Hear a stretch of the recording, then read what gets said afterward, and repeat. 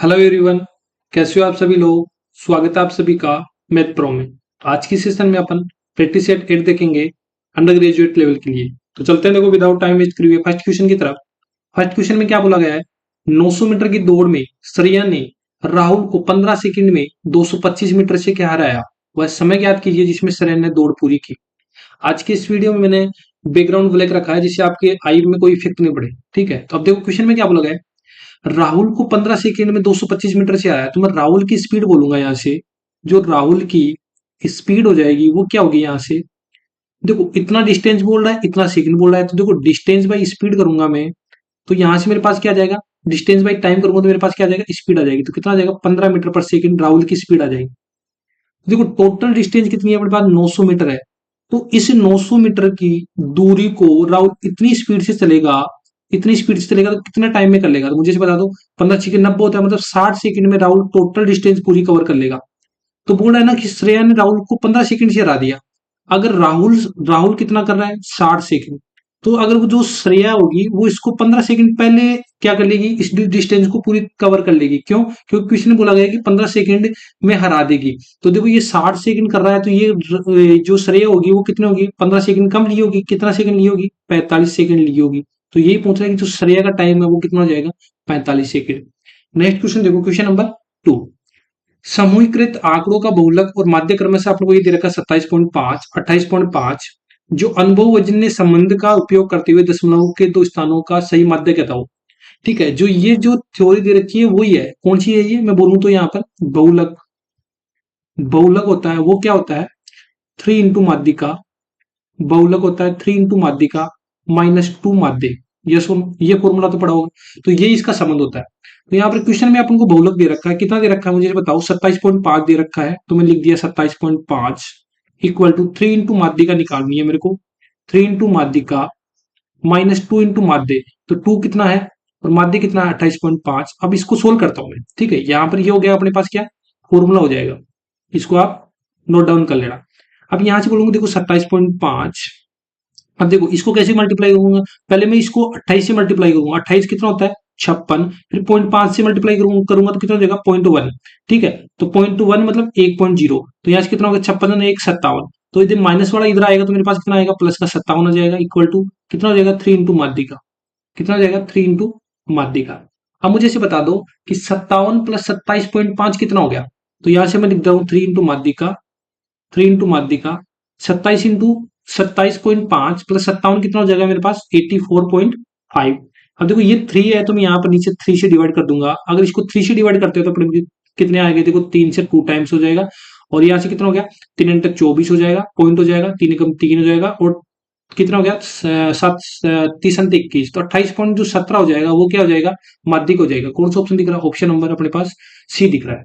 Next question देखो, question number 3 पर गोले ए एंड गोले बी का व्यास का अनुपात दे रखा है। ये दे रखा है अपन को व्यास का अनुपात। गोले बी का व्यास ज्ञात करो यदि एक का जो पृष्ठीय क्षेत्रफल है दूसरे गोले का आयतन के बराबर है। तो मैं यहाँ पे बोलूंगा एक तो गोला ए है और एक गोला क्या है, बी है। अब इसका पृष्ठीय क्षेत्रफल बोल रहा है, तो इसका पृष्ठीय क्षेत्रफल कितना होता है गोले का, बताओ, 4 पाई r स्क्वायर। और ये किसके बराबर हो जाएगा, इसके आयतन के बराबर, 4/3 पाई r क्यूब। अब देखो ये मुझे व्यास दे रखा है तो मतलब व्यास रियल ये मान लेता हूँ और जो दूसरा व्यास है मैं अक्स मान लेता हूँ। तो रेडियस मेरे पास कितनी हो जाएगी, एक तो 4x/2 हो जाएगा, एक कितना हो जाएगा, x/2। यहां से अगर इसको सोल्व करता हूँ देखो 4 से 4 कैंसिल आउट कर दूंगा, पाई से पाई कैंसिल आउट कर दूंगा क्योंकि ये तो कांस्टेंट है। तो यहाँ से r की वैल्यू रखूंगा ये, तो यहाँ पर कितना हो जाएगा, देखो 4x/2 का होल स्क्वायर हो जाएगा मेरे पास। यहाँ कितना हो जाएगा, r³ मतलब x/2 का होल क्यूब हो जाएगा। और मल्टीप्लाई 1/3 चल रहा है अपने पास। अब इसको सोल्व करो। इसको कैसे सोल्व करोगे मैं बताऊंगा। देखो सबसे पहले ये 2 से 2 कैंसिल आउट कर देगा तो दो 2x का होल स्क्वायर, 2x का होल स्क्वायर कितना होता है यहाँ से, 4x²। कितना होता है, 4x²। यहाँ से अगर इसको सोल्व करोगे तो देखो x³ हो जाएगा और 2 का क्यूब कितना हो जाएगा, 8 मल्टीप्लाई 1/3। अब यहाँ से x² से तो x³ ये x² कैंसिल आउट हो जाएगा, मतलब यहाँ पर एक x बचेगा। अब देखो 8 थी 24, 24 इंटू 4 कितना होता है, x बराबर 96। तो जो व्यास माना था, अक्ष ही माना था, तो अक्ष की वैल्यू अपने पास कितना आएगी, 96 का ही आएगी। कौन सा ऑप्शन दिख रहा है, option number C. Next question देखते हैं, क्वेश्चन नंबर 4। अब इस क्वेश्चन नंबर 4 में देखो, मुझे बताओ क्या बोला गया है कि 20 सेंटीमीटर व्यास भुजा वाले एक ठोस धातु के घन को पिघलाकर 40 सेंटीमीटर भुजा वाले एंड 40 सेंटीमीटर जो चौड़ाई घनाभ में डाला जाता है, तो घनाभ का विकिरण बताओ। तो सबसे पहले घनाभ के विकिरण के लिए आपको हाइट चाहिए। देखो, एक तो घन दे रखा है, एक तो घन दे रखा है, एक क्या दे रखा है अपने पास, घनाभ। जब भी इनको चेंज करे, मतलब इसको पिघलाकर इसमें डाले, मतलब इनका वॉल्यूम कभी चेंज नहीं होता। तो घन का वॉल्यूम कितना होता है, ए क्यूब, और इसका वॉल्यूम कितना होता है, लंबाई इंटू चौड़ाई इंटू ऊंचाई, ये इसके बराबर होता है। तो यहां से देखो, ए क्यूब मतलब दे रखा है कितना, 20 सेंटीमीटर क्यूब वाला दे रखा है। तो मैं यहाँ पर 20 × 20 लिख दूंगा, और यहां से कितना लूंगा, लंबाई मेरे पास कितनी दे रखी है क्वेश्चन में, 40, चौड़ाई कितनी दे रखी है 40, और मल्टीप्लाई एच। देखो, यहाँ से 20 से कैंसिल आउट करूंगा तो कितना हो जाएगा, 2 टाइम हो जाएगा। यहाँ से 20 से कैंसिल आउट करूंगा तो कितना हो जाएगा, 2 टाइम, और 4 से कितना हो जाएगा मेरे पास, 5 टाइम। तो एच की मेरी वैल्यू कितनी आ जाएगी मेरे पास, 5 आ जाएगी। अब घनाभ का विकिरण बताना आपको। घनाभ का विकिरण या डायगोनल बोले तो मेरे पास कितना होता है, L square plus H square plus कितना होता है, चौड़ाई का स्क्वायर। ठीक है, तो यहां से मुझे बता दो, देखो 40 का स्क्वायर है एक, तो दूसरा चौड़ाई भी कितना, 40 का स्क्वायर, और एच स्क्वायर मेरे पास 5 का स्क्वायर मतलब 25 है। ठीक है, तो यहाँ से कितना होगा, देखो 1600, 1600 3200, 3200 प्लस 25 कितना हो गया, यहाँ से 3225, कितना हो गया, 3225। अब 3225 तो देखो मुझे क्या क्या नहीं दिख रहा, परफेक्ट स्क्वायर तो दिख नहीं रहा।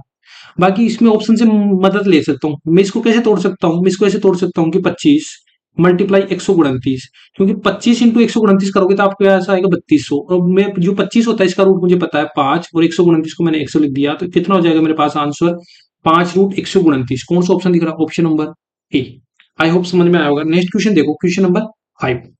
सबसे पहले कॉन्सेप्ट बता देता हूं आप लोगों को मैं, कि जैसे कोई ए पॉइंट है यहां से, और इस पॉइंट से यहां जा रहा है बी पॉइंट तक। इसके जो कोऑर्डिनेट है, ये x1 है, ये y1 दे रखे हैं, और इसके कोऑर्डिनेट है x2 और y2। फिर बोला गया है कि इनके दोनों के बीच की डिस्टेंस बताओ, ए बी के बीच की डिस्टेंस। तो यहाँ से इसका फॉर्मूला होता है, मान लो कि इसके बीच की डिस्टेंस कितनी है, डी।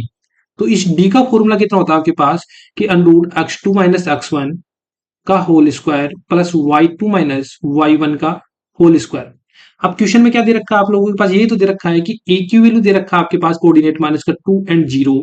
ये डिस्टेंस दे रखा है बी तक, ये कोऑर्डिनेट कितना दे रखा है, 2 से 3। अब डिस्टेंस का फॉर्मूला ये आप लोगों को पता चल गया कि ये x1 होता है, ये कितना होता है y1, और ये कितना होता है x2, ये कितना होता है y2। ठीक है, नेक्स्ट अब इस फॉर्मूले में अप्लाई करो कि अंडर ऑफ x2 कितना है, ये मतलब 2 है, माइनस करूंगा यहाँ पर कितना, -2 से, तो यहाँ से कितना, इसका क्या कर दूंगा, होल स्क्वायर। मैं फॉर्मूले में वैल्यू पुट कर रहा हूँ बस। ये y2 हो जाएगा, मतलब कितना y2 3, y1 कितना है अपने पास 0, इसका होल स्क्वायर हो जाएगा। देखो यहाँ पर 2 और माइनस का 2 हो जाएगा, मतलब 4 हो जाएगा। तो 4 का स्क्वायर कितना होता है अपने पास, 16, और 3 का स्क्वायर यहाँ कितना हो जाएगा, 9। तो 16 9 कितना हो जाएगा, 25, 25 का रूट कितना होता है अपने पास, 5 होता है। तो जो ये डिस्टेंस आ जाएगी इन दोनों के बीच की दूरी कितनी आ जाएगी अपने पास, ऑप्शन नंबर डी, 5। ठीक है, नेक्स्ट क्वेश्चन चलते हैं क्वेश्चन नंबर 6 में। अब क्वेश्चन नंबर 6 बताओ क्या बोला गया है, कि एक व्यक्ति समान दूरी की 4 यात्राएं करता है। पहली यात्रा उसकी 80 किलोमीटर प्रति घंटा है, तथा अगली हर यात्रा उसकी गति पिछली यात्रा की क्या हो जाती है, आधी थी। इन चारों यात्राओं का अपन को एवरेज स्पीड बताना है।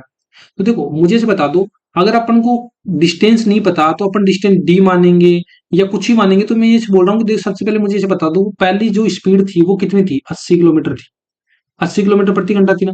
जो दूसरी स्पीड थी वो कितनी हो जाएगी, इसकी आधी हो जाएगी। आधी हो जाएगी मतलब कितनी हो जाएगी, 40 किलोमीटर प्रति घंटा हो जाएगी। समझ में आ रहा है। जो तीसरी स्पीड हो जाएगी वो भी क्या हो जाएगी, इसकी आधी हो जाएगी, 80 जो 20 किलोमीटर प्रति घंटा हो जाएगी। और जो चौथी स्पीड हो जाएगी वो कितनी हो जाएगी, 10 किलोमीटर प्रति घंटा हो जाएगी।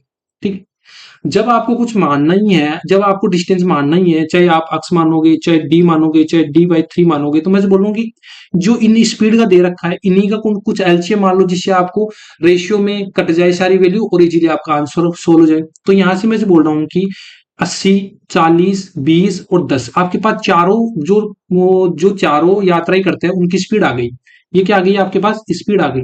जब स्पीड आ गई तो मुझे बता दो इन चारों का एलसीएम कितना हो जाएगा। एलसीएम बोलोगे तो यहाँ से कितना हो जाएगा, 80।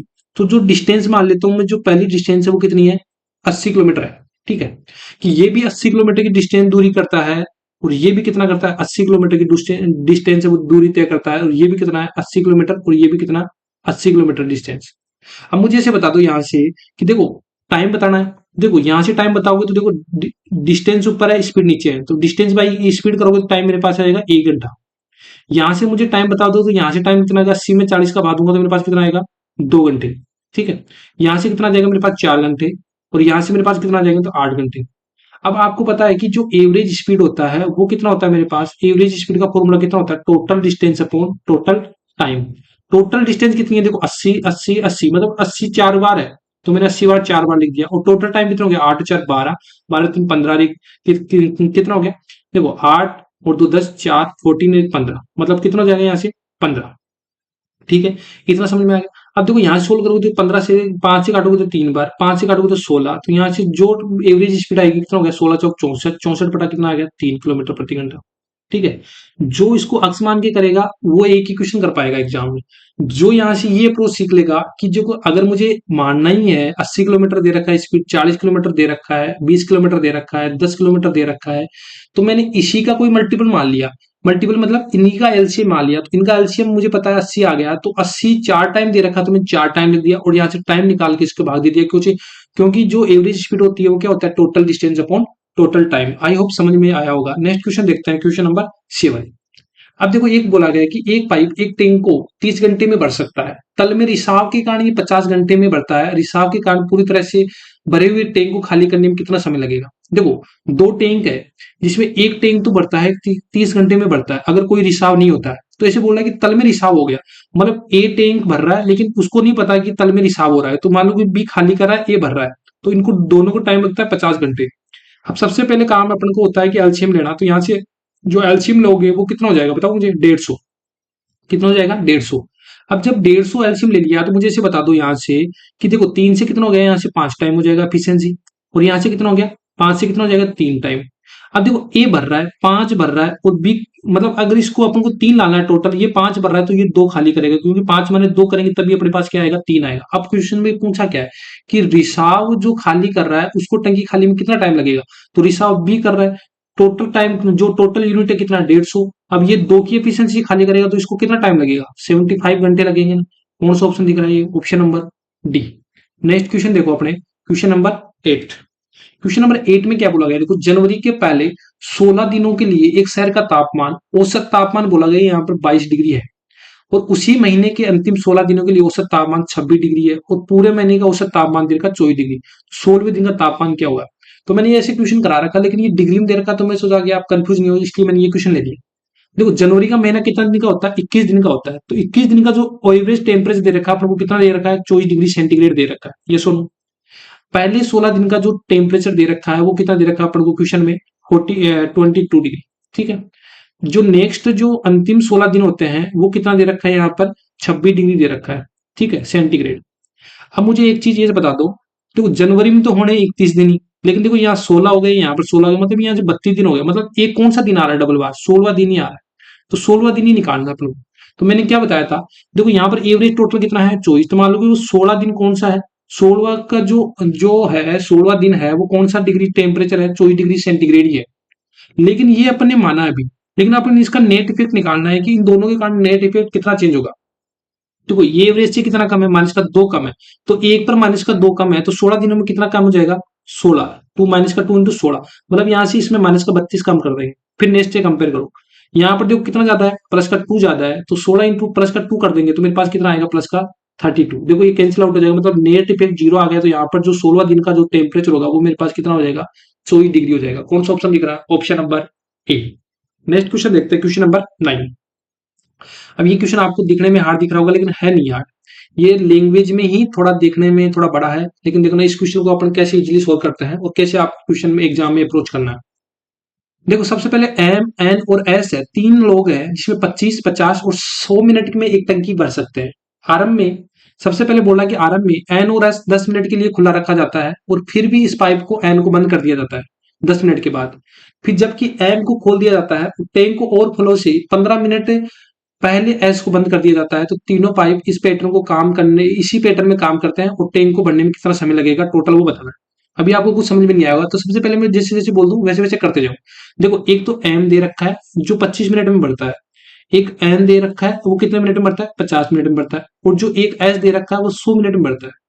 तो आप लोगों को सबको पता है कि जो सबसे पहला काम होता है आप लोगों का एलसीएम लेना। अगर एलसीएम ले लिया तो मुझे इसे बता दो इनकी एफिशिएंसी कितनी हो जाएगी, यहाँ से एफिशिएंसी बता दो इनकी सबकी, कि इसकी एफिशिएंसी कितनी हो जाएगी, देखो 25 चौके 100, यहाँ से कितना हो जाएगा 50 दूनी 50, और ये कितना 100 एकम 100। अब क्वेश्चन में क्या बोला गया है कि पहले एन और एस 10 मिनट तक बढ़ते हैं, तो मैं बोलूंगी जो एन और एस है ये 10 मिनट तक बढ़ेंगे, तो इतना काम बढ़ दिया, मतलब 100 में से इतना यूनिट बढ़ दिया। प्लस फिर क्या बोला गया है कि फिर एन को बंद कर दिया, मतलब एन को बंद कर दिया तो अब भरेंगे कौन, एम और एस भरेंगे, तो एम को खोल दिया जाता है। और 15 मिनट पहले, मतलब मुझे पता नहीं कि एम और एस कितने मिनट तक भरेंगे, तो मैं बोलूंगा 8 मिनट तक भरेंगे। ठीक है। अब फिर बोलते हैं लास्ट में एस को बंद कर दिया, मतलब एस को बंद कर दिया, मतलब लास्ट तक कौन भर रहा है, एम भर रहा है ना। तो 15 मिनट पहले, मतलब 15 मिनट पहले तक कौन बढ़ता रहेगा, एम भरेगा, मतलब ये इसने इतना काम किया, फिर बचा हुआ काम इन्होंने कर दिया, फिर लास्ट में बचा हुआ काम इसने कर दिया, तो टोटल यूनिट किसके बराबर आ जाएगा, 100 के बराबर आ जाएगा। अब क्वेश्चन ऐसे सोचो, देखो यहाँ पर एफिशिएंसी दे रखी है ना अपने पास, एन की कितनी है यहाँ से 2, और ए एस की कितनी है 1, तो 2 प्लस 1 कितना हो जाएगा 3, और 3 इंटू 10 कितना हो जाएगा यहाँ से 30। ठीक है, यहाँ पर मैंने रख दिया 3, और यहाँ पर रख दिया कितना, यहाँ पर रख दिया मैंने 2, यहाँ पर रख दिया 1, तो 2 प्लस 1 कितना हो गया 3, 3 इंटू 10 कितना 30, मतलब 30 यूनिट इन्होंने पहले काम कर दिया। एम की एफिशिएंसी कितनी है मेरे पास 4, और एस की कितनी है 1, तो 4 5, मतलब यहाँ से कितना हो जाएगा 5x, यहाँ से कितना हो गया 15, और एम की लिए मेरे पास 4 इक्वल टू कितना हो जाएगा 100। तो देखो 15 चौके 60 और 30 90, और अक्स जो 90 जाएगा उधर जाएगा तो 10 हो जाएगा, तो अक्स की वैल्यू मेरे पास कितना आ जाएगी 2। मतलब जो एम और एस ने इन्होंने 2 मिनट तक भरा, तो टोटल यूनिट पूछा ना, देखो टोटल बताना मुझे, टोटल टाइम कैसे निकालोगे, देखो सबसे पहले तो 10 मिनट तक भर रहा है, तो मैंने लिख दिया 10, फिर ये कितने मिनट तक भर रहा है 2 मिनट तक ये भर रहा है, और लास्ट के 15 मिनट तक एक भर रहा है, तो देखो 10 प्लस 15 कितना हो गया 25, 25 प्लस 2 कितना हो गया 27 मिनट हो गए। कौन सा ऑप्शन दिख रहा है, option number D. Next question देखते हैं, क्वेश्चन नंबर 10। देखो ये इजी क्वेश्चन लगा होगा आपको पढ़ने के बाद जो मैंने सोल्व कराया होगा। देखो नेक्स्ट क्वेश्चन देखो, अक्स वाई की व्युत्क्रमानुपाती है, मतलब रेसिप्रोकल है, तो यहाँ पर y बराबर 6 दे रखा है, तो अक्स बराबर 2 दे रखा है, तो अपन को निकालना है कि जब ये दे रखा है, तो जब अक्स बराबर 3 दे रखा है तो y का मान क्या होगा। तो इस वाले क्वेश्चन को कैसे अप्रोच करते हैं, व्युत्क्रमानुपाती मतलब क्या होता है कि अक्स व्युत्क्रमानुपाती है y के, या y व्युत्क्रमानुपाती है अक्स के, मतलब अगर अक्स की वैल्यू बढ़ाऊंगा तो y की वैल्यू क्या हो जाएगी कम, अगर y की वैल्यू बढ़ाऊंगा तो अक्स की वैल्यू क्या हो जाएगी कम, इसका मतलब ये होता है। तो यहाँ से यहाँ लगा व्युत्क्रमानी का जो साइन लग रहा है, तो इसको हटाऊंगा तो के कोई कांस्टेंट आ जाएगा, ये आ जाएगा। अब क्वेश्चन में क्या बोला गया है अपन को, देखो बोला गया है ना कि y बराबर 6 है, यहाँ पे बोला गया कि y बराबर 6 है एंड x बराबर 2 है, तो ये वैल्यू पुट कर दो कि y बराबर 2 और k अपॉन 6, तो यहाँ से k की वैल्यू आपको कितना पता चल जाएगी, यहाँ से 12 k की वैल्यू पता चल जाएगी। अब इक्वेशन अपने पास ये है, इक्वेशन कितनी है अपने पास ये, अब बोला है कि अपने पास k बराबर तो 12 दे रखा है, अगर x बराबर 3 हो यहाँ पर तो y की वैल्यू बता दो कितनी होगी, तो ये अपन को x बराबर कितनी दे रखी है यहाँ से 3, तो मैंने 3 लिख दिया, k की वैल्यू 12 है और y की वैल्यू बतानी है, 3 से कितना हो जाएगा 4 टाइम, तो यहाँ से y की वैल्यू कितनी आ जाएगी अपने पास 4 आ जाएगी। बस यही क्वेश्चन सोल्व करना था, एक बार इसमें वैल्यू पुट करना था, और फिर जो k की वैल्यू आ जाएगी, फिर k की वैल्यू के साथ जो भी यहाँ पर अगर y दे रखा था तो x की वैल्यू पूछ लेता, अगर यहाँ पर x की दे रखा तो y की वैल्यू पूछ लिया। कौन सा ऑप्शन दिख रहा है, option number C. Next question चलता है, देखो क्वेश्चन नंबर 11। अब देखो वर्तमान में ए की आयु बी से 3 गुनी है, सी है ना बी से 5 वर्ष बड़ा है, ए और बी सी की जो आयु का अनुपात है वो 75 वर्ष दे रखा है, 5 वर्ष पूर्व है, बी की आयु 3 वर्ष बाद, ए और ए है ना, ए की आयु और का अनुपात ज्ञात करो। ठीक है, ए का अनुपात और बी का अनुपात की आयु अपन को बताना है, बी की आयु और ए की आयु का अनुपात। सबसे पहले ए और बी में देखो कंपेयर कर रखा है कि बी से 3 गुना है, तो बी की आप बोलो कि अक्स है, तो बी से 3 गुना हो जाएगा ए। फिर देखो बी और सी में कंपेयर कर रहा है, सी है ना वो बी से 5 वर्ष बड़ा है, अगर बी इतना है तो इससे 5 वर्ष बड़ा कौन हो जाएगा, बी सी सॉरी। ठीक है, अब इनका योग देखो, इनका योग दे रखा 3x plus X plus X plus 5 equal to कितना दे रखा अपने पास 75। यहां से सोल्व करो, देखो 3x प्लस 4x से एक 5x हो जाएगा, और 5 उधर माइनस करूंगा तो मेरे पास आ जाएगा 70, एक्स बराबर कितना आ जाएगा मेरे पास 14। अब क्वेश्चन में क्या पूछा गया है ये बताओ मुझे।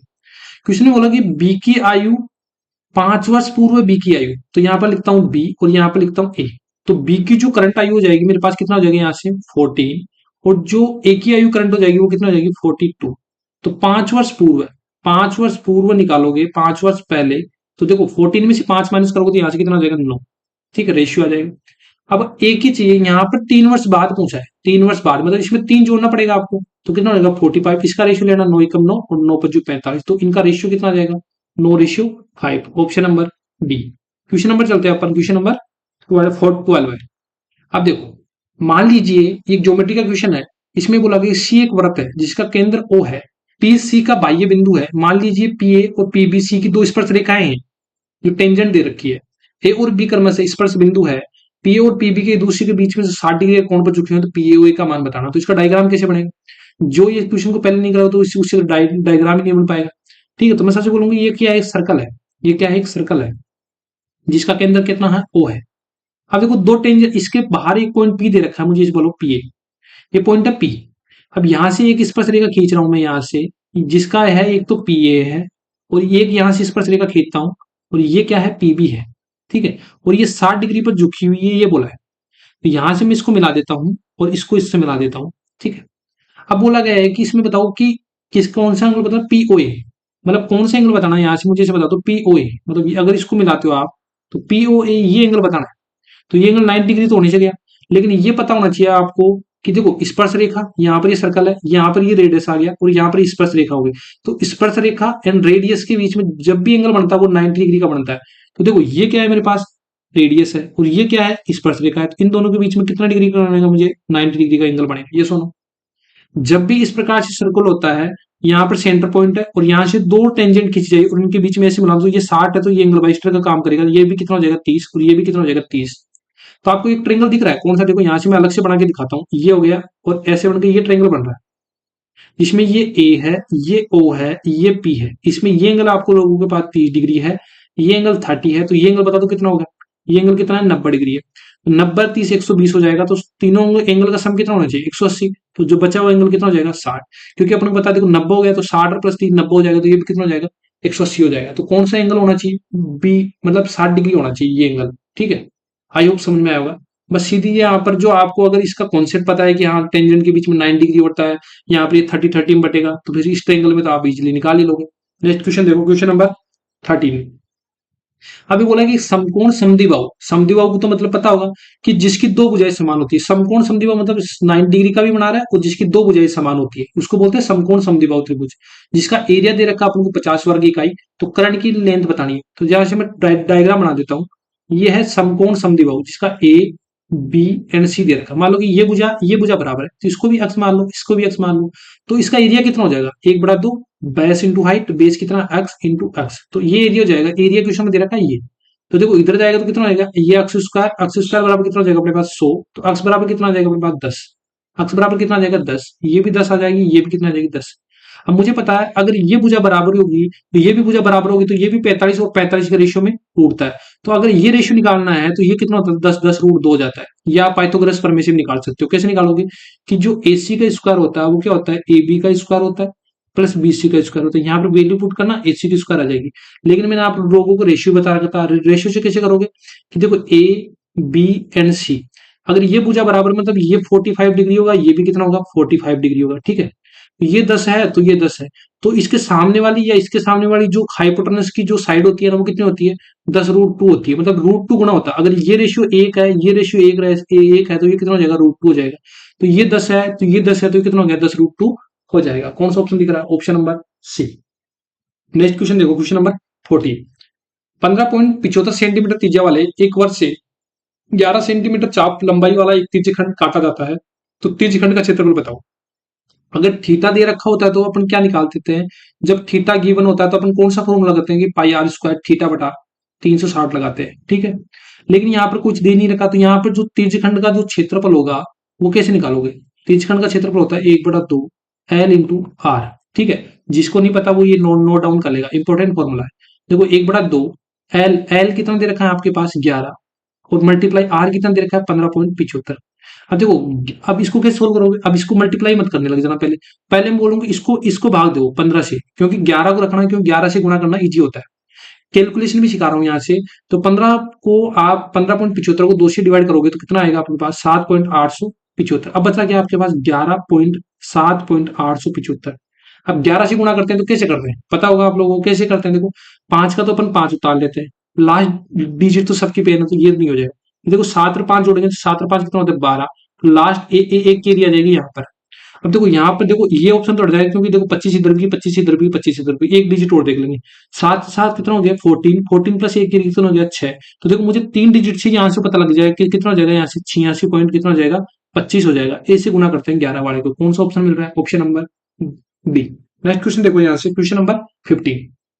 अब देखो ये भी एक अच्छा सवाल है कि 2 मीटर लंबा प्रेक्षक एक मीनार से 150 √3 मीटर दूरी पर है। इसकी आंख से मीनार किस चीज का उन्नयन कोण 60 डिग्री दे रखा है, तो मीनार की ऊंचाई बताना। मैं से बोल दूं कि एक इंसान है, ये 2 मीटर का है यहाँ से, ठीक है। अब ये दूरी यहां से मान लो कितना है कि 150 मीटर है इसके 150, और यहाँ पर एक मीनार खींची गई है यहाँ पर ऐसे, ठीक है।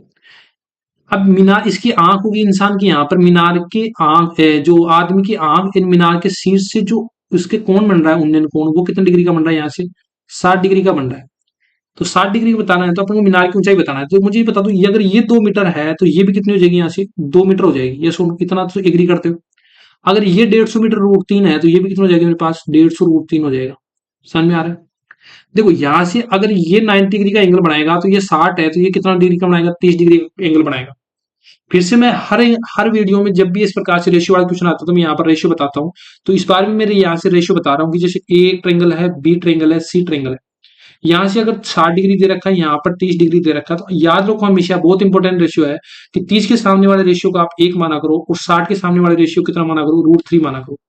अब देखो 30 के सामने मतलब √5, मतलब एक की वैल्यू क्वेश्चन में कितनी दे रखी है अपन को, 150 √3। कितनी दे रखी है, 150 √3, मतलब ये एक्स मान लो यहाँ, ठीक है। और √3 की वैल्यू निकालनी है तो यहाँ से इसको √3 से मल्टीप्लाई कर दोगे, √3 मल्टीप्लाई √3, मतलब देखो 3 हो जाएगा, 3 कितना हो जाएगा, 450 हो जाएगा। मतलब √3 यही तो है, इसकी वैल्यू तो मतलब अक्स की वैल्यू मुझे पता लग गई कितनी है, 450। लेकिन मीनार है वो यहाँ से लेके यहाँ तक है ए बी, तो आप ए बी की लेंथ निकालोगे तो 450 तो एक हो गई, और 2 मीटर एक हो गई, तो यहाँ से कितना हो गया, 452 मीटर की लेंथ हो जाएगी। कौन किसकी हो जाएगी, मीनार की। ऑप्शन नंबर आपके पास सी है। नेक्स्ट क्वेश्चन देखो, क्वेश्चन नंबर 16। क्वेश्चन नंबर 16 में कैसे करोगे, देखो अब इस क्वेश्चन में एक तो तरीका है कि आप टेन ही दे रखा है तो यहाँ से आप हाइपोटेनस निकालोगे, हाइपोटेनस निकाल के इसमें कोस से निकालोगे, फिर कोस से रखोगे, फिर साइन है, फिर इसमें से निकाल के आपको पूरा टाइम लग जाएगा, लेकिन इसको ऐसे करना ही नहीं है।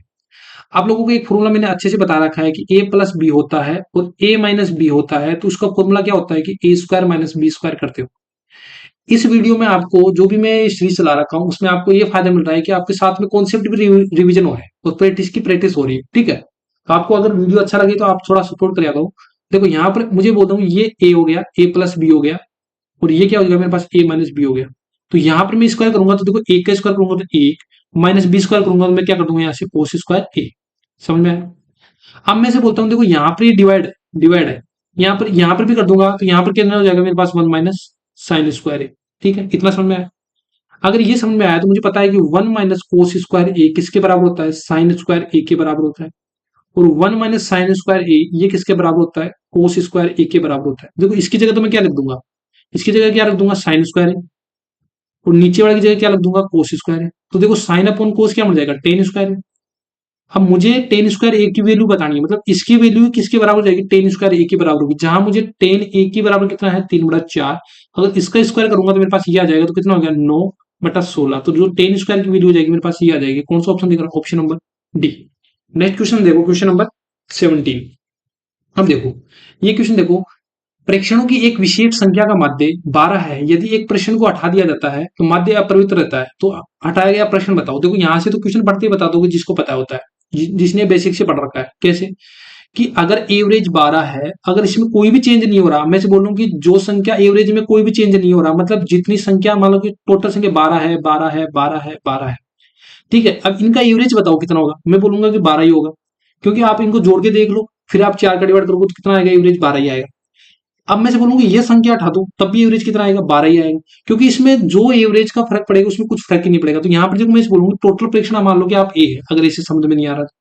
अब मैं जो बोलूँ 12 माध्य है तो इनका सम कितना हो जाएगा, 12 इंटू ए हो जाएगा ना, ये सुनो, 12 इंटू ए हो जाएगा ना, ये सुनो। अब बोला कि यदि एक प्रश्न हटा दिया जाता है, मतलब पहले ए थे, अब बट हटा दिया जाता है कितना, a-1 हो जाता है, मतलब एक हटा दिया, अब भी एवरेज कितना रहता है, 12, तो सम कितना हो जाएगा, 12।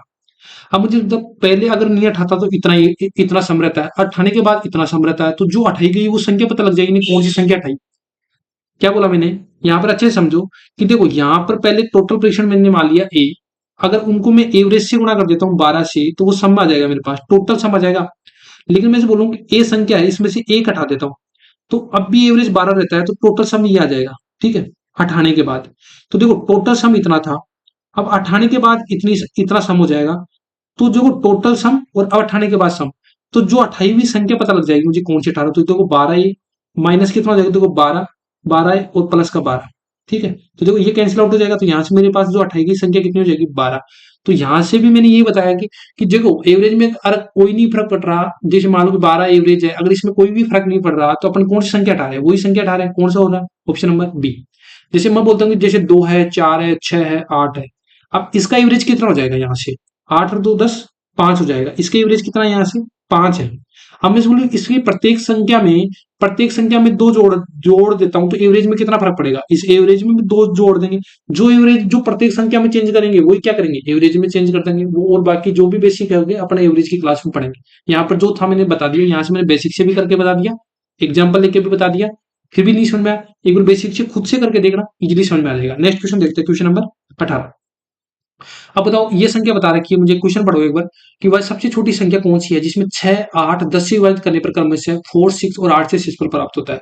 सबसे पहले इसका जो कॉन्सेप्ट देख लो, उसको कैसे सोल्व करते हैं। मैं बोलूंगी अगर 6 से डिवाइड कर रहा हूं तो मेरे पास कितना शेषफल बच रहा है, 4।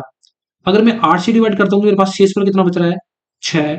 एंड अगर मैं 10 से डिवाइड करता हूं तो मेरे पास कितना रिमाइंडर बच रहा है, 8। तो आप एक कंडीशन चेक करा करो, जब भी इसमें ऐसे बच रहा तो इन दोनों का डिफरेंस देखा करो, कितना बच रहा है यहाँ पर 2। इन दोनों का डिफरेंस देखो, यहाँ से कितना बच रहा है 2। इन दोनों का डिफरेंस देखो कितना बच रहा है यहाँ पर 2। जब भी ये डिफरेंस समान दिखे तो सबसे पहले इनका एलसीएम ले लिया करो, जो 6, 8, 10 दे रखा है इनका एलसीएम लोगे तो कितना हो जाएगा यहाँ से 120, और 120 में से ये 2 माइनस कर दिया करो तो वो संख्या कौन सी हो जाएगी यहाँ से 118। तो 118 में आप 6 का डिवाइड करोगे तो आपके पास 4 रिमाइंडर बचेगा, 118 में आप 8 से डिवाइड करोगे तो 6 रिमाइंडर बचेगा, और 10 से डिवाइड करोगे तो कितना रिमाइंडर बचेगा, 8 रिमाइंडर बचेगा। एक तो तरीका ये है। दूसरा तरीका मैं ये समझाना चाह रहा हूं आप लोगों को कि देखो 6, 8 एंड 10 दे रखे हैं, अब इसको ऑप्शन से भी कर सकते हो, कैसे करोगे, देखो 6 एंड इसमें छुपा है 3 एंड 2। तो मैं से बोलूंगा जैसे कोई संख्या है, जैसे आप एक्स है, इसमें आप 6 से डिवाइड कर रहे हो तो मान लो कितना रिमाइंडर बच रहा है, 4 रिमाइंडर बच रहा है। आप अक्स है, कोई संख्या है, इसमें 6 से डिवाइड कर रहे हो तो आप 4 रिमाइंडर बचा रहे हो। तो मैं से बोलूँ जैसे इसमें 6 में 3 छुपा है और दो दो भी छुपा है, तो मैं से बोलूँ इस अक्स को अगर 3 से डिवाइड करूंगा तो कितना रिमाइंडर बचेगा। तो आप अक्स में चेक मत करो, इस 6 के रिमाइंडर में चेक कर दो कि 4 में अगर मैं 3 से डिवाइड करूंगा तो मेरे पास कितना रिमाइंडर बचेगा, 1 रिमाइंडर बचेगा। समझ में आया क्या बोलना चाह रहा हूँ।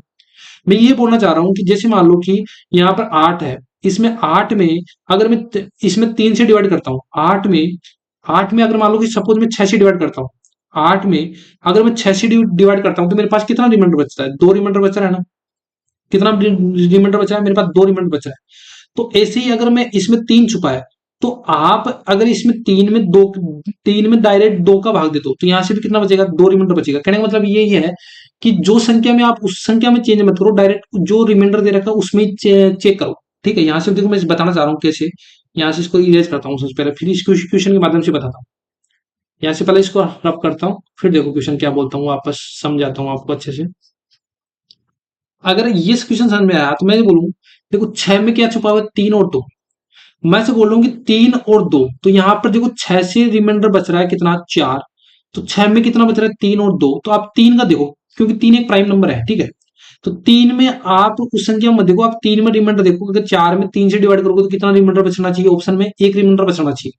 तो कौन सी ऑप्शन में आप 1 रिमाइंडर बचा रहे देखो, इसका डिजिटल सम देखोगे तो 1 और 2, मतलब ये तो पूरा पूरा भाग चल जाएगा क्योंकि 3 रह रहा है। देखो 8 और 5 कितना हो जाएगा, यहाँ से कितना हो गया, 8 और 5 14। तो ये भी कितना बचेगा, रिमाइंडर नहीं बचेगा। 2 तो 4 1 5, इसमें भी नहीं बचेगा। देखो 8 1 9, ये तो पूरा चल जाएगा, एक रिमाइंडर इसी में बचेगा। तो ये कौन सा ऑप्शन हो गया, option number D. I hope समझ में आया होगा। जिसको समझ में नहीं आया वो एक बार ऐसे कर लेगा, जब भी नेक्स्ट क्वेश्चन आएगा उसमें बता दूंगा। ठीक है, एक और एग्जाम्पल।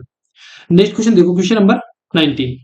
2:1 और 1:1 के अनुपात में दो समान गिलासों में भरे दूध और पानी का अनुपात तीसरे गिलास में खाली कर दिया जाता है। तीसरे गिलास में अपन को बताना है क्या, पानी, सॉरी दूध और पानी का अनुपात बताना है। एक गिलास ए मान लो, दूसरा गिलास आप बी मान लो। देखो समान रेशियो मिला रहा है ना, बोला गया है कि दो समान गिलासों में भरे हुए हैं, मतलब ये भी 1:1 में भरे हुए हैं, समान रेशियो बाय रेशियो। इसमें जो मिल्क एंड जो वाटर होगा वो 2:1 में है। अगर यहाँ पर मिल्क एंड जो वाटर है वो 1:1 में है। देखो इस प्रकार के क्वेश्चन को कैसे करोगे, तीसरा गिलास है सी, इसमें मिलाना है अपन को इसको। जब भी इस प्रकार के क्वेश्चन करना हो तो देखो यहाँ पर सम देखा करो, इसका सम कितना आ रहा है अपने पास, 3 आ रहा है। इसका सम देखा करो, इसका सम कितना आ रहा है, 2 आ रहा है। समझ में आया। जब भी सम इक्वल होता है ना तो अपन डायरेक्ट जोड़ देते हैं, लेकिन यहाँ पर सम इक्वल ही नहीं है। तो सम इक्वल बनाने के लिए देखो इसका 2 इधर गुणा कर दो, तो यहाँ से 2 गुणा करूंगा तो कितना हो गया, 4:2, और इसका 3 का इधर गुणा कर दोगे तो कितना हो गया, 3:3। अब देखो यहाँ पर करोगे तो कितना हो गया, 4 2 6, और यहाँ पर भी सम कितना हो गया, 4 2 6। तो यहाँ पर जो मिल्क एंड जो वाटर का रेशियो हो जाएगा वो कितना हो जाएगा, यहाँ से मिल्क में मिल्क जोड़ दो, ये मिल्क है, ये वाटर है, ये मिल्क है एंड ये मिल्क वाटर है। देखो मिल्क में मिल्क जोड़ूंगा तो 4 3 कितना हो जाएगा, यहाँ से 7, और 3 और 2 कितना हो जाएगा, यहाँ से 5। कोई भी एक्सपर्ट मानने की जरूरत नहीं है, ये क्वेश्चन ऐसे हो जाएगा ऑप्शन नंबर 7:5। ये क्वेश्चन कहां पर भी काम करेगा, ऐसे नहीं कि भाई समान रेशियो मिला रहा है तभी करे। मैं से बोल रहा हूँ कि यहाँ पर कितना आ जाएगा, 2:3 आ जाए, सपोज करो। नेक्स्ट क्वेश्चन के लिए बता रहा हूँ, मान लो कि यहाँ पर 2:3 आ जाए, तो सबसे पहले काम क्या होगा, आपको इसको सम बनाना, मतलब समान बना लिया। समान बनाने के बाद इसका 2 से गुणा कर देना, इसको 3 से गुणा कर देना, फिर ऐड करके लिख देना, तो आ जाएगा। समझ में आया? तो ये 1:1 मिला रहा है। यहां तक अभी ये समझो। कौन सा ऑप्शन मिल गया आपके पास, option number B. Next question देखो, क्वेश्चन नंबर 20 में देखो, सरसों के तेल को अंकित मूल्य से उसके क्रय मूल्य से 25% अधिक है, तो इसे अंकित मूल्य से कितने प्रतिशत कम पर बेचना चाहिए ताकि कोई लाभ ना हो, कोई हानि नहीं हो, ये बता रहा है। तो सबसे पहले आप सीपी मान लो, कितना है, सीपी 100 है, और मार्क प्राइस दे रखा है, एक सेलिंग प्राइस निकाल लेंगे। मार्क प्राइस तो क्या है, क्रय मूल्य से 25% अधिक है, तो 25% अधिक करेंगे तो यहाँ से कितना हो जाएगा, 125। अब देखो, न तो लाभ होगा न हानि होगा, मतलब अगर आप 100 रुपए की चीज खरीद रहे हो और 100 में ही बेच रहे हो, तभी तो आपको कोई लाभ नहीं होगा, कोई हानि नहीं होगी। तो यहाँ से कितने रुपए की छूट दे रहे हो, यहाँ से 125 से 100 में कितने रुपए की छूट दे रहे हो, 25 की छूट दे रहा हूँ। किस पर दे रहा हूँ, 125 पर। परसेंटेज के लिए 100, 25 से 125, 5 से 20 टाइम, तो मतलब मैं 20% की क्या दूंगा, यहाँ पर छूट दूंगा। कौन सा ऑप्शन दिख रहा है, option number B. Next question देखो, क्वेश्चन नंबर 21। 20 रुपए प्रति किग्रा के 16 किग्रा, 8 किग्रा अन्य दो गेहूं के साथ मिलाकर 25 रुपए प्रति किग्रा वाले मिश्रण में प्राप्त किया जाता है, तो महंगे गेहूं का मूल्य बताओ। देखो एक तो ये है जिसका रुपया कितना दे रखा है, 20 रुपए प्रति किग्रा। दूसरा गेहूं जो महंगा वाला है, मुझे नहीं पता, ओवरऑल का जो रुपया है दे रखा है वो कितना, 25 किग्रा। तो देखो प्रति किग्रा मतलब कि यहाँ पर जो भी रेशियो निकालेंगे ये किसका आएगा, किग्रा का रेशियो आएगा। लेकिन अपने को किग्रा का रेशियो दे रखा है 16:8, तो 8 से कट जाएगा, देखो 8 एकम 8, 8 से कितना हो जाएगा, 2 टाइम्स। समझ में आया? अब देखो यहां से कितना हो गया, देखो 25 में से 20 माइनस करूंगा तो मेरे पास कितना आ जाएगा, 5। देखो एक की वैल्यू कितनी है मेरे पास, 5। दो की वैल्यू मेरे पास कितना हो जाएगी, 10। तो मेरे अक्स की वैल्यू निकालनी है। देखो इधर वाली छोटी है तो इधर वाली बड़ी बनाने के लिए 25 में 10 जोड़ना पड़ेगा, तो मेरे पास कितना हो गया, 25 + 10, मेरे पास कितना आ जाएगा यहाँ से, 35 रुपए। कौन सा ऑप्शन दिख रहा है, option number D. Next question देखो, यहाँ से क्वेश्चन नंबर 22। अब देखो ये क्वेश्चन इसी प्रकार से है, यदि किसी संख्या को स्वतंत्र से भाग देने पर, मान लो वो संख्या कितनी है, n, अगर इसमें मैं स्वतंत्र से डिवाइड करूंगा तो मेरे पास रिमाइंडर कितना बच रहा है, 30 रिमाइंडर बच रहा है। ठीक है। अब बोले यदि उसी संख्या को 11 से में विभाजित किया जाता है तो शेषफल क्या होगा। तो मैं से बोलूं कि उस संख्या में देखो, आप जो रिमाइंडर बच रहा है उसमें डायरेक्ट 11 का भाग दे दो, उसमें 11 का भाग दोगे तो कितना, 11 11 11 दूनी 22, रिमाइंडर कितना बचेगा अपने पास, 8। कौन सा ऑप्शन दिख रहा है, ऑप्शन नंबर ए। यहाँ से एक चीज और बता देता हूँ, मान लो कि वो संख्या n है, इसमें आप स्वतंत्र से डिवाइड कर रहे हो तो कितना बच रहा है, यहाँ से 30 बच रहा है। मान लो इस संख्या में आप ऐसे बोलो कि उस संख्या में +2 ऐड किया जाता है तब 11 से भाग दिया जाता है, तो क्या करोगे, यहाँ पर इस जो नंबर में जो चेंज किया वही रिमाइंडर में चेंज कर दो, फिर 11 से डिवाइड करो, फिर वही रिमाइंडर बचेगा। समझ में? मतलब मेरे कहने का मतलब जो इसके इधर वाले में चेंज कर रहे हो वो इसके रिमाइंडर में चेंज कर दो, फिर जिससे भाग देना उसमें डायरेक्ट भाग दे दो। समझ में आया? नेक्स्ट क्वेश्चन चलता है, क्वेश्चन नंबर 23। एक परीक्षा में संदीप को उत्तीर्ण अंकों से 55% कम अंक प्राप्त हुए और उसे 223 पॉइंट अंक प्राप्त हुए। उत्तीर्ण अंक अपन को 62% है, तो परीक्षा में अधिकतम अंक बताना। अब देखो इस क्वेश्चन को कैसे करोगे मुझे बताओ। देखो उत्तीर्ण अंक में बोल लेता हूं खुद से कि 100 है मेरे पास, उत्तीर्ण अंक में बोल लेता हूं कि मेरे पास कितना है, 100 है। अगर इसमें से इसको 55% कम प्राप्त हुए, अगर 55% कम प्राप्त हुए, उसको प्राप्त कितने हुए, 45% प्राप्त हुए होंगे। अगर 100 में से 55% कम प्राप्त हुए तो प्राप्त कितने हुए, 45% प्राप्त हुए। तो मैं इसे बोल सकता हूं कि 45 की वैल्यू मुझे दे रखी है कि क्योंकि इसको इतने प्राप्त हुए, तो 45 की वैल्यू मतलब 223.2, ये मुझे वैल्यू प्राप्त हो रही है 45 की, और 100 की वैल्यू निकालूंगा, मतलब मैं उत्तीर्ण उत्तीर्ण अंक निकालूंगा। यहाँ से एक जीरो हटा देता हूँ यहाँ से। ठीक है, 5 से कैंसिल आउट करता हूँ, 5 से 9 टाइम हो जाएगा, 5 से कितना हो जाएगा, 20 टाइम, एक जीरो से एक जीरो। अब देखो क्योंकि 9 से कट जाएगा, कैसे पता लगा मुझे, देखो 2 3 2 5 और 4 9, 9 से कट जाएगा ना, यहाँ से 9 से कटेगा तो कितना हो गया, देखो यहाँ से कितना हो गया, 9 9 दूनी 18, 9 चौके 36 और 9 अंटा 72। ठीक है, और 248 मल्टीप्लाई 2, 248 मल्टीप्लाई 2 कितना हो जाएगा, यहाँ से 496। ठीक है, अब ये मेरे पास आ गया उत्तीर्ण अंक, कितना आ गया, उत्तीर्ण अंक आ गया टोटल। लेकिन क्वेश्चन में उत्तीर्ण प्रतिशत कितना दे रखा है, 62, मतलब 496 में 62% की वैल्यू दे रखी है। फिर अपन को निकालना कितना है, 100%। 100% क्या है परीक्षा में अधिकतम अंक, 62 की वैल्यू यहाँ से कैंसिल आउट करोगे तो यहाँ से कितना हो जाएगा, यहाँ से 8 टाइम, तो टोटल जो अंक हो जाएंगे अधिकतम कितना हो जाएंगे, 800 हो जाएगा। कौन सा ऑप्शन दिख रहा है, option number D. Next question देखो, यहाँ से क्वेश्चन नंबर 24। ये भी अच्छा क्वेश्चन है कि ए कार्य 2/5 भाग दिन में कर सकता है। मैं बोलूं ए कार्य ना वो 2/5 भाग कितने दिन में कर सकता है, 6 दिन में कर सकता है। फिर बोला है कि बी उसी कार्य का 30%, 30% मतलब 3/10 भाग कितने दिन में कर सकता है, यहाँ से 3 दिन में कर सकता है। अब मुझे से बता दो, अगर 2/5 भाग 6 दिन में करता है तो एक काम करने में कितना टाइम लगेगा उसको, देखो 2 से 3 टाइम हो जाएगा, तो ए एक काम करने में कितना टाइम लगेगा, 15 दिन लगा देगा। यहाँ से देखो 3 से 3 कट जाएगा, तो बी एक काम करने में कितना दिन लगा देगा, 10 दिन लगा देगा। यहाँ से एल्सियम ले लो, यहाँ से अगर एल्सियम लोगे, यहाँ से एल्सियम लोगे तो कितना हो जाएगा, यहाँ से 30, तो यहाँ से कितना हो जाएगा, 15 से 2 टाइम, 10 से कितना हो जाएगा, 3 टाइम। अब क्वेश्चन में क्या बोला, यदि वे 4 दिन तक साथ कार्य करते हैं, अगर ए और बी 4 दिन तक साथ करेंगे तो देखो दोनों की एफिशिएंसी 5 हो गई, और 4 दिन तक साथ करेंगे तो टोटल यूनिट कितना कर लिया, 10 यूनिट, तो मतलब 20 यूनिट कर लिया इन्होंने। बचा यूनिट कितना है यहाँ से, 10। अब बोला है कि सी द्वारा 6 दिन में पूरा किया जाता है। अगर सी अकेला इस काम किया करता है, सी की एफिशिएंसी, तो ये 6 दिन में कर लेता है, तो सी की एफिशिएंसी निकालेंगे यहाँ से कितना हो जाएगा, 10/6, मतलब कितना हो जाएगा यहाँ से 5/3। लेकिन अब क्वेश्चन में ये थोड़ी पूछा है, क्वेश्चन देखो और बढ़ा दिया क्वेश्चन को थोड़ा हार्ड करने के लिए, हार्ड नहीं है, थोड़ा टाइम टेकिंग बनाने के लिए। अब बोले बी और सी मिलकर, अगर मैं यहाँ से देखो यहाँ से सोल्व कर रहा हूँ, यहाँ पर अगर बी और सी मिलकर कार्य करते हैं तो 70%, तो देखो 30 का 70% करूंगा तो मेरे पास कितना काम हो जाएगा, 21। अब मुझे 21 कार्य कराना, कौन, बी की एफिशिएंसी मेरे पास कितना, 3, सी की एफिशिएंसी निकाली मैंने 5/3, यहाँ से कितना हो जाएगा, देखो 3×3 9 14, यहाँ से अगर 21 में 14/3 से मल्टीप्लाई करूंगा तो मेरे पास कितना हो जाएगा, यहाँ से ऐसे हो जाएगा, 7 से कितना हो गया, 7×21, 7 से 2 टाइम, मतलब 9/2। यहाँ से 9/2 का मतलब कितना होता है, 4 से 1/2 दिन। कौन सा ऑप्शन दिख रहा है, ऑप्शन नंबर डी। ठीक है, एक क्वेश्चन में मिलाता गया है। तो ये सबसे पहले अपने यहाँ से ये सोल्व किया, फिर यहाँ से बी की जो रिमेनिंग वर्क निकाला, फिर सी की एफिशिएंसी निकाला, फिर आगे और पूछ लिया। ठीक है, वो यहाँ तक भी पूछ सकता था। ठीक है, कि सी कितने दिन में करेगा अकेला, तो अकेला करेगा तो अपन 5/3 कर देते, 5×30 और 36 18 दिन में कर देगा। ठीक है, इस प्रकार से कर सकते हैं। क्वेश्चन कैसे भी घुमाए, अपने को कॉन्सेप्ट क्लियर होना चाहिए। नेक्स्ट क्वेश्चन देखो, क्वेश्चन नंबर 25। अब देखो चक्रीय चतुर्भुज का कॉन्सेप्ट बताता हूँ आप लोगों को मैं, क्या होता है। एबीसीडी एक चक्रीय चतुर्भुज है जिसमें बीसी संबंधित वृत्त का व्यास है। जब भी इस प्रकार का क्वेश्चन है तो सबसे पहले एक बार क्वेश्चन को हल्के हल्के ऊपर से रीड कर लिया करो, जिससे डायग्राम बनाने में इजी हो। जिस पर ए और डी स्थित है, बीसी अपन को ये दे रखा, सी ए डी ये दे रखा है, एसीडी का मान पता। मुझे पता लग गया यहाँ की बीसी देखो वर्त का व्यास है, तो मैं व्यर्थ का व्यास कैसे बनाऊंगा, देखो बीसी को यहाँ पर ये बना दिया, और व्यास क्या होता है, ऐसे बना दिया मैंने, बी एंड सी सबसे पहले। इसके बाद में क्वेश्चन में क्या बोला गया है, देखो कि जिस पर ए एंड डी स्थित है, ए एक हो गया, एक डी स्थित हो गया यहाँ पर, तो यहाँ पर देखो A B C and D, ये चक्रीय चतुर्भुज बन गया।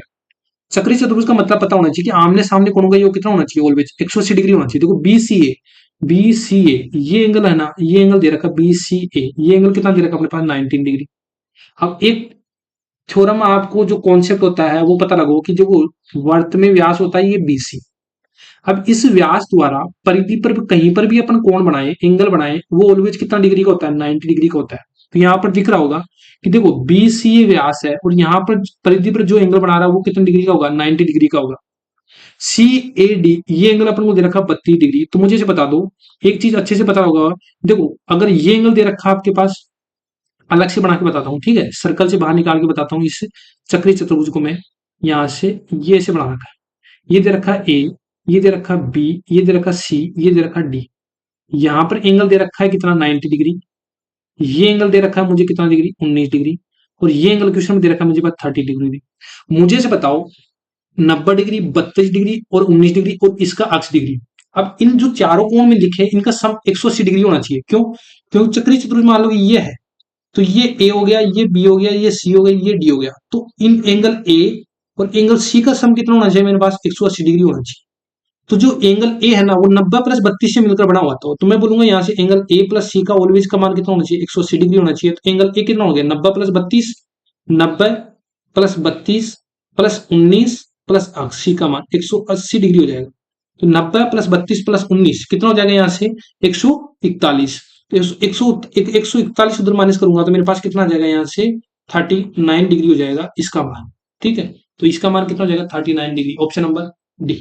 नेक्स्ट क्वेश्चन देखो, क्वेश्चन नंबर 26 में। अब लोग देखो 3 सतत संख्याओं का औसत n दे रखा है, यदि अगली 4 संख्याओं का अवकलन कर लिया जाता है तो उसमें 7 संख्याओं का औसत कितना हो जाएगा। एक तो तरीका है कि आप n+2 n ऐसे मान के करो। दूसरा तरीका है मैं बोलूं कि मान लो कि सपोज करो, एक एग्जांपल ले लो छोटा सा, कि पहली संख्या 1 है, दूसरी 2 है, 3 है, 4 है। ठीक है, पहले 3 ही बोला ना। अब मुझे बता दो पहले सतत संख्या है मतलब लगातार है। अब इसका एवरेज क्या होता है, first term plus last term, 3 + 1/2 कितना हो जाएगा, यहाँ से 4/2 मतलब कितना हो जाएगा, 2, मतलब ये एवरेज है इसका। ठीक है, मतलब इस एवरेज को एन बराबर में क्या लिख सकता हूँ, 2 लिख सकता हूँ ना। मतलब एन बोल रहा है तो मतलब एन बराबर 2 हो गया। ठीक है, अब ऐसे बोल रहा है कि इसमें क्या जोड़ दी, 4 संख्या आगे और वाली जोड़ दी, मतलब 4 जोड़ दूं, 5 जोड़ दूं, 6 जोड़ दूं, 7 जोड़ दूं, 4 संख्या जोड़ दी। अब एवरेज कितना हो जाएगा, देखो first term plus last term, तो कितना हो गया 1 प्लस 7 डिवाइड बाई 2, यहाँ से कितना हो जाएगा 8/2 मतलब 4 हो जाएगा। मतलब यहां से आपको क्या पता चल रहा है कि n बराबर 2 था, तो यहाँ पर अब n बराबर कितना हो जाएगा 4 हो जाएगा। मतलब कितना जुड़ रहा है n में प्लस 2 ऐड हो रहा है ना। समझ में आया कि जो भी अपन जैसे मान लो कि आप कोई भी संख्या ले लो, जैसे मान लो 2 4 6 ये ले लिया, अब इसका एवरेज कितना हो गया 6 2 8 मतलब 4 हो जाएगा। अब अगली वाली संख्या लोगे मतलब दो दो, दो के गैप में लेना, कंजुगेटिव लेना, 2 4 6 8 10 12, ठीक है, और 14 कितना हो गया 14 और 2, ठीक है, लगातार लेनी है। ठीक है, यहाँ पे लगातार लेनी है ना, तो लगातार ले, यहाँ से कौन सी हो गया, मैंने ये लगातार लेके समझा दी, तो ये यहाँ से कितना जुड़ रहा है एवरेज में, +2 जुड़ रहा है, तो यहाँ से लगातार में कौन सा जाएगा, एन में +2 जुड़ेगा। आप और भी एग्जाम्पल लेके देखना चाहिए, ऐसे ले लो 3 4 5 6 लेके जोड़, 4 3 4 5 6 के लेके जोड़ो, यहाँ से कितना हो जाएगा 4 एवरेज आ जाएगा। फिर देखो यहाँ से 6 आ जाएगा, 7 आ जाएगा, 8 आ जाएगा। ठीक है, लास्ट में अगली 4 जोड़नी है, ठीक है 9, तो कितना हो गया 9 12, 12 में कितना हो जाएगा 6, यहाँ से एवरेज कितना आ जाएगा अब 6, तो यहाँ से देखो एन बराबर कितना हो जाएगा, वापस +2 हो रहा है। तो कोई सी भी एग्जाम्पल लोगे जिसमें कंजुगेटिव होनी चाहिए, जैसे लगातार होनी चाहिए, जैसे मैंने 3 से लिया, जैसे मान लो कि आप ले लोगे 5 6 7, इसका एवरेज कितना आ जाएगा 6 आ जाएगा। फिर नेक्स्ट 4 ले लेना, तो वहां पर भी कितना आ जाएगा +2 हो जाएगा। तो यहाँ से आप क्या प्रूव कर रहे हो कि अगर एवरेज एन है, इसमें अगर अगली वाली 4 संख्या लेते हो उनमें एवरेज में कितना बढ़ जाता है, 2 बढ़ जाता है। ऐसे खुद से करके देखना, ठीक है। मैंने बता दिया 2 एग्जाम्पल लेके। आगे देखो नेक्स्ट क्वेश्चन 27। हाँ देखो, एक व्यक्ति 7% साधारण ब्याज पर 3 वर्षों के लिए कितने रुपए के लिए उधार देता है, वैसे 5% की दर से 3 वर्षों के लिए बी को उधार देता है, तो हानि बताओ। अब इस क्वेश्चन को बताओ मुझे। देखो, एक तो है प्रिंसिपल, जिसमें दे रखा है 7500 रेट दे रखा है मुझे कितना, यहाँ से 7%, और जो टाइम दे रखा है मेरे पास दे रखा है यहाँ से 3 ईयर। दूसरे के लिए प्रिंसिपल बोलूंगा तो वही सेम है 75,000, रेट बोलूंगा तो यहाँ से 5% है, लेकिन टाइम बोलूंगा तो यहाँ से कितना है 3%। एक चीज देखो, एक चीज नोटिस करो, देखो यहाँ पर भी 75,000 है, यहाँ पर भी 75,000 है, यहाँ पर भी 3 ईयर है, यहाँ पर भी 3 है। मतलब दो चीजें समान है, बस जो डिफरेंस आएगा वो किसके कारण आएगा, रेट के कारण डिफरेंस आएगा। अगर मैं बोलूं यहाँ पर रेट 5% होती तो कोई डिफरेंस ही नहीं आता, न तो उसको हानि होती न लाभ होती, जितने की बेच रहा उतने की उसको बेच देता। समझ में आया। तो यहाँ पर जो हानि होगी वो किसके कारण होगी, देखो प्रिंसिपल तो 75,000 रहेगा, ठीक है, जो टाइम होगा वो भी 3 ईयर्स रहेगा, लेकिन जो रेट होगी वो 2% के कारण डिफरेंस आएगा, क्योंकि यहाँ पर 5% है 5 मिनट, क्योंकि 5% पर तो दोनों में कोई डिफरेंस नहीं आएगा। ओनली फॉर कितने के डिफरेंस के कारण आएगा, 2%, तो रेट हो जाएगी 2%। तो यहाँ से कितना हो गया 7500 का 3% इधर से 2 ईयर्स का जो ब्याज निकालूंगा वही क्या जाएगा, यहाँ से 3 3 दूनी 6, 75 × 6 करूंगा, ब्याज कितना हो गया 4500। एक तो ऐसे सोच सकते हो, ठीक है। जिसको ऐसे समझ में नहीं आ रहा मुझे बता दो, इसकी इफेक्टिव रेट कितनी हो जाएगी 21%, इसको टोटल ब्याज इतना मिलेगा, इसकी इफेक्ट रेट कितनी होगी 15%, तो 15% 21% में कितना डिफरेंस आ गया, 6% का डिफरेंस आ गया ना। तो 75 से आप 6% निकालोगे तब भी अपने पास कितना आएगा 4500 आएगा। ऐसे भी सोच सकते हो। नेक्स्ट क्वेश्चन देखो, क्वेश्चन नंबर 28। अब यहां से मुझे इसे बता दो, 5 वर्षों के लिए जो धनराशि हो जाती है वो कितनी हो रही है 7800, ठीक है, और 6 ईयर्स के लिए जो ब्याज हो रही है वो कितना हो रहा है 90/48। अब मुझे बता दो 5 ईयर से 6 ईयर्स के लिए आने के लिए मुझे 1 ईयर्स का ब्याज इसमें जोड़ना पड़ना है, ठीक है। मैं 5 ईयर्स का ब्याज मुझे पता है, जो टोटल अमाउंट है इतना है। अगर मैं इस अमाउंट में 1 ईयर्स का ब्याज और जोड़ देता हूं तो मेरे पास 6 ईयर्स का आ जाता है। तो वो कैसे आया मुझे इसे बता दो, वो कैसे आया। तो मैं बोलूँ कि जो 1 ईयर्स का ब्याज होता है उसमें जो सीआई और जो एसआई होता है उसमें क्या करता है काम, जो सीआई एंड एसआई 1 ईयर्स के ब्याज के लिए समान होता है। तो अगर ये 1 ईयर्स का ब्याज शामिल है कितना 90/48 में 9800 से माइनस करूंगा तो मेरे पास कितना आएगा 1248। तो जो ये 1248 जो मुझे ब्याज मिल रहा है, जो ब्याज मिल रहा है उसके लिए ये प्रिंसिपल का काम करेगा, क्योंकि इसी पर तो अगर मैं, क्योंकि इसी प्रिंसिपल में जोड़ रहा हूँ तभी तो मुझे अमाउंट मिल रहा है ना, तो ये प्रिंसिपल का काम करेगा इसके लिए। तो यहाँ से रेट बता दो कितना हो गया 1248, डिवाइड में करोगे जो प्रिंसिपल और परसेंटेज के लिए 100। देखो 00 से 00 कैंसिल आउट हो जाएगा, यहाँ से 78 से कितना टाइम चला जाएगा 16 टाइम चला जाएगा, तो 16% की आपको रेट मिलेगी। ये समझाने के लिए मैंने ये क्वेश्चन रखा है, option number C. Last 2 question और है। यहाँ पर क्वेश्चन देखो, दो धनात्मक संख्याओं का महत्तम समावर्त और लघुत्तम समावर्त 4 और 80 दे रखा है। यदि इनमें से संख्या एक दूसरी संख्या से 4 अधिक है, छोटी संख्या बताना। तो संख्या क्या होगा, एचसीएफ के मल्टीपल में होगी, मतलब वो एक संख्या आप मान लो कि 4x होगी, दूसरी संख्या क्या होगी 4x से 4 ज्यादा। अब देखो ये कॉन्सेप्ट तो पता होगा, LCM into HCF equal to क्या होता है, दोनों संख्याओं का गुणा।